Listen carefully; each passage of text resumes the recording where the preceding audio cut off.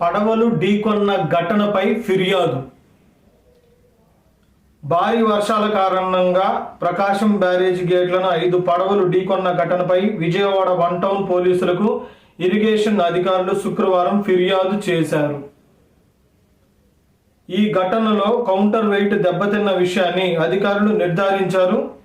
పడవలు ఢీకొనడానికి గల కారణాలపై విచారణ చేయించాలని సీఎం చంద్రబాబు సైతం సూచించడంతో ఈ కృష్ణారావు 1 టౌన్ పోలీసులకు ఫిర్యాదు చేశారు.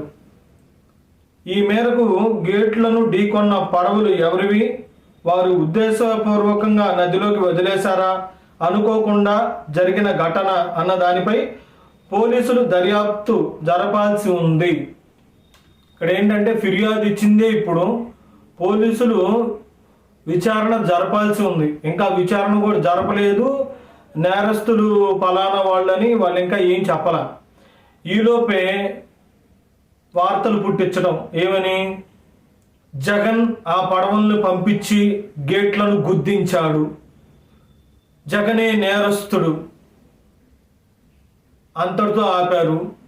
ఇంకా నయం, జగన్ ఆ పడవల్లో వెళ్ళడం మేము చూసాం, ఆ పడవల్లో జగన్ ఉన్నాడు, జగన్ నేరుగా ఆ పడవని స్పీడ్గా తీసుకెళ్లి గేటుకు గుద్దటం మేము చూసాం, గుద్దేసి వెంటనే నదిలోకి దిగి ఈదుకుంటా ఒడ్డుకొచ్చేశాడు, ఎవరికి కనపడకుండా పడవను అక్కడ వదిలేసి.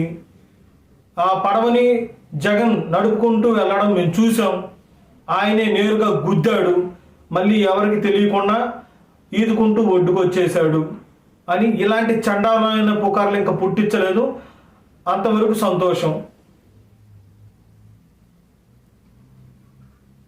వీళ్ళేందో స్వయంగా జగన్మోహన్ రెడ్డి ఆ పడవని నడుపుకుంటా వెళ్ళి గేట్లను గుద్దటం వీళ్ళ కళ్ళతో చూసినట్టు ప్రత్యక్ష సాక్షులుగా వీళ్ళు పుకార్లు పుట్టించడం అనేది చాలా దౌర్భాగ్యం. ఇంత చండాలమైన చీప్ ట్రిక్స్ ఇలాంటివి వాడడం అనేది చాలా చండాలం నిజంగా. అరే ఫిర్యాదు ఇచ్చిందే, ఇప్పుడు దర్యాప్తు జరగాల్సి ఉంది, వాళ్ళు నిర్ధారించి చెప్పాలి ఎవరనేది. వీళ్ళెంతో ప్రత్యక్ష సాక్షులుగా జగన్ ఆ పడవలు నడుపుకుంటూ వెళ్ళి గుద్దడం మేము చూసాం అన్న రీతిలో కళ్ళకు కట్టినట్టు వీళ్ళు చూసినట్టు పుకార్లు పుట్టించడం. ఎందుకు ఈ చండాలం అంతా? ఇవన్నీ చీప్ ట్రిక్స్ అంటారు, చీప్ ట్రిక్స్.